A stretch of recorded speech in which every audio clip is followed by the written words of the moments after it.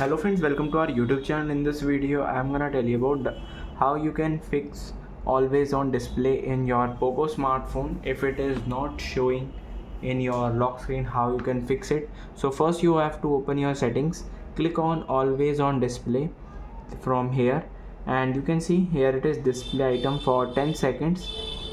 You can just turn off when battery saver is on. You can just enable and disable it from here, and here it is for 10 seconds. After tapping, click on this. Now you can just put any of your, like this, click on apply, and you can see it is applied successfully.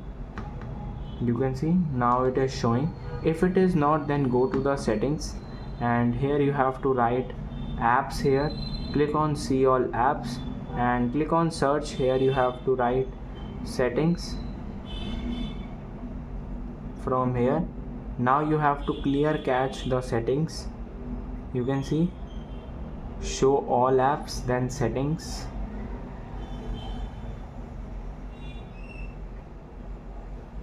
and from here you can clear cache this.